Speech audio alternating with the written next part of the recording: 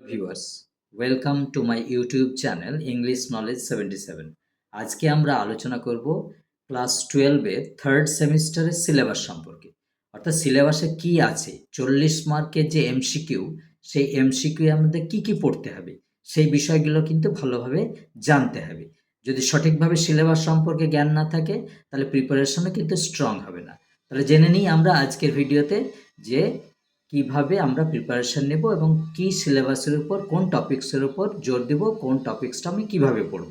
চলো এবার দেখে নিই আমরা সিলেবাসটা। তাহলে আমরা দেখব যে থার্ড সেমের সিলেবাসটা কি। সিলেবাস থার্ড সেম ক্লাস 12-এর প্রথমে আমরা দেখব যে টোটাল থিওরি মার্কস হচ্ছে 40, তাহলে 40খানা এমসিকিউ এর সিলেবাস আমরা কোথা থেকে আসবে, কিভাবে আসবে সেটা আমরা জেনে নিই। প্রথম ইউনিট যেটা, সেটা প্রোজ। অর্থাৎ প্রোজ থেকে প্রথম ইউনিট দিয়েছে। প্রথম ইউনিটে প্রোজের কি আছে, প্রথমেই যে পৃষ্ঠা আছে সেটা হচ্ছে the night train at Deoli by Ruskin Bond. এখান থেকে 4টে এমসিকিউ থাকবে, 4 নাম্বার, প্রত্যেকটা 1 নাম্বার করে। দ্বিতীয়টা থাকবে তোমার এপিজে আব্দুল কালামের স্ট্রং রুটস, যেটা তার অটোবায়োগ্রাফি উইংস অফ ফায়ার থেকে নেওয়া হয়েছে। সেই স্ট্রং রুটস থেকে আসবে 3 নাম্বারে। তাহলে the night train at Deoli থেকে আসছে 4 নাম্বার, আর স্ট্রং রুটস থেকে আসছে 3 নাম্বার। আর বাকি 3 নাম্বার, অর্থাৎ টোটাল যে 10, তার মধ্যে একটা অ্যান্টন চেকভের দ্য বেট, সে বেট থেকে আসবে 3 নাম্বার। তাহলে এই 3টে টপিকস আমাদের প্রোজ পড়তে হবে। তাহলে প্রোজটা হচ্ছে 3টে, একটা হচ্ছে the night train at Deoli by Ruskin Bond, strong roots by APJ Abdul Kalam, আর the bet by Anton Chekhov. এই প্রথম যেটা the night train at Deoli, এখান থেকে আমরা পাচ্ছি কত, 4 মার্কসের কোশ্চেন। তারপরে 4টা এমসিকিউ থাকবে, স্ট্রং রুটস থেকে থাকবে 3টে, আর দ্য বেট থেকে থাকবে 3টে। আর পরবর্তী আছে আমাদের, এটা ইউনিট 1 গেল। ইউনিট 2 হচ্ছে ভার্স। ভার্স মানে কবিতা। এই কবিতার মধ্যে প্রথম যে কবিতাটা, সেটা আমার হচ্ছে Our Casuarina Tree, Our Casuarina Tree by Toru Dutta.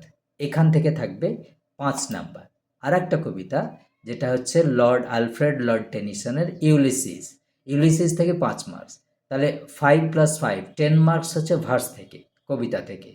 তাহলে এই প্রোজ থেকে পেলাম আমরা 10 মার্ক, আর প্রোজ ভার্স থেকে পেলাম আমরা 10 মার্ক। এবার থার্ড ইউনিট যেটা হবে, সেটা হবে ড্রামা। একটা নাটক পড়তে হবে। এই নাটকটা হচ্ছে একটাই, সেটা হচ্ছে riders to the sea by JM সিজ। এখানেও থেকে কিন্তু 5 মার্কস থাকবে। একটা জিনিস বলে রাখি যে রাইডার্স টু দ্য সি কিন্তু থার্ড সেম এবং ফোর্থ সেম দুটোকে মিলেই কিন্তু এটা, অর্থাৎ একটাই piece Riders to the C, এটা এক অঙ্কের নাটক। হ্যাঁ, সেই এক অঙ্কের নাটকটা পড়তে হবে থার্ড সেমিস্টারে, যেমন তোমরা এমসিকিউ করবে, আর ফোর্থ সেমিস্টারের সাথে একটাই প্রশ্ন হবে, সেটা 5 নাম্বারের হবে। তাহলে এইখানে 5টা কোশ্চেন থাকবে এমসিকিউ থার্ড সেমের জন্য, আর তোমার যদি ফোর্থ সেম হয় তাহলে ওখানে থেকে এমসিকিউ থাকবে না, একটা বড় প্রশ্ন থাকবে, সেটা 5 নাম্বারে।